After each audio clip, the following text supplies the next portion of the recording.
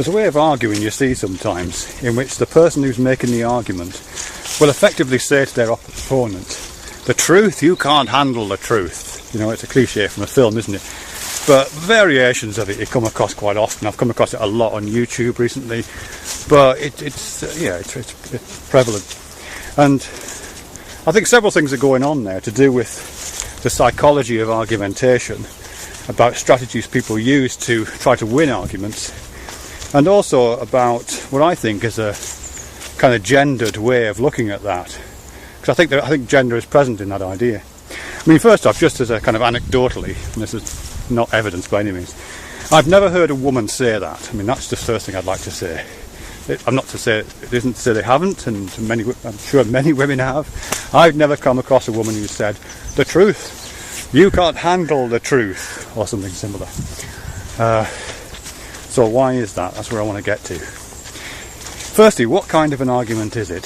It's an argument which suggests that there is a truth out there which you and I could agree upon. The facts are there, they're available to us all, but I have access to those facts in a way that you don't. And the reason why I have access and you don't is because there is something psychologically different about us which is preventing you from accessing those facts. There are some cows. The cows, you can't handle the cows because you have a psychological deficiency. Perhaps you have a phobia about cows. Perhaps when you see cows you cover up your eyes. No, I can't look at the cows. The cows, you can't handle the cows. So it's a way of me saying the cows are out there. You know, any reasonable person would say the cows are out there. The truth is out there. But because of your psychological difference, because of your lack, because of your deficiency, because of your bovine phobia, you can't handle the cows, you can't handle the truth. So it places the onus, it places responsibility for that lack on you, and kind of resists any kind of further discussion. As you, if I'm saying this to you, you can't handle the cows, you can't come back at me and say, there's no cows there. There aren't any cows. They're not cows, they're bullocks. You can't say that because I can just say, you can't handle the cows. The cows are there. Because of your phobia, you can't see them. You have to reinvent them as another animal. See what I mean?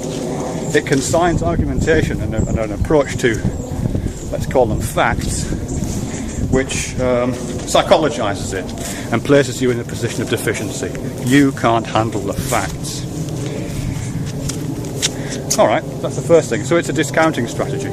Discounts your viewpoint by saying that your viewpoint is clouded by, in this case, phobia about cows. So what's this thing got to do? What's it got to do with gender? Well, I'm not saying it's necessarily to do with gender. I'm not saying it's necessarily only men who pull that number. But I would say that certainly in terms of something like the ability to handle something, kind of psychological toughness, a resilience, a willingness to stare into the abyss, that that kind of those kind of traits are often associated with maleness.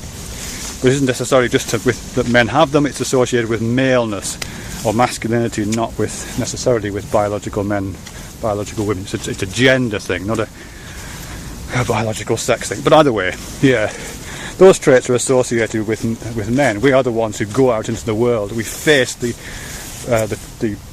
slings and arrows of outrageous fortune. We stand naked in the wind. We, forage while the women stay at home and do whatever they do, because they can't handle the wind. They can't handle the foraging. They can't handle the slings and arrows. They can't handle the cows or the truth. It has that kind of approach to it.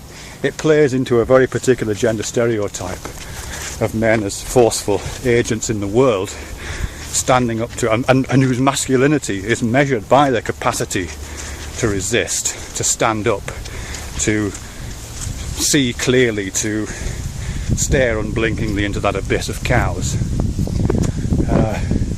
And so it comes with that kind of gendered aspect to it.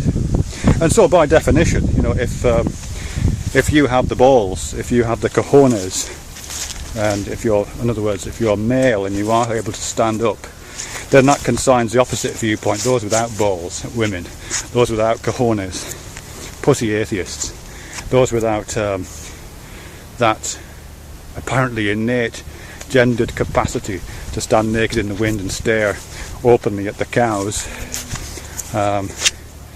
Those who don't have that are deficient, weak, Pollyanna-ish women staying at home and can't handle the truth. The weird paradox about this, of course, and kind of interesting, is that in terms of being able to approach certain ugly truths, like the ugly truths of suffering in the world, women see far more of it than men, I would imagine. Sure, women, men go to war more than women, well, not that much these days, and there's not much hand-to-hand fighting anymore, is there? It's mostly just pressing buttons in Las Vegas. But aside from that, it's mostly women who are in the caring professions. Most nurses are women, women are midwives. You know, it's often women who tend to the dying. So it's usually women actually who come face to face with the blunt end of what suffering is, don't they? Really. Anyway, I've got to leave it here because my dog is about to get into some kind of an experience. Look, this congeniality.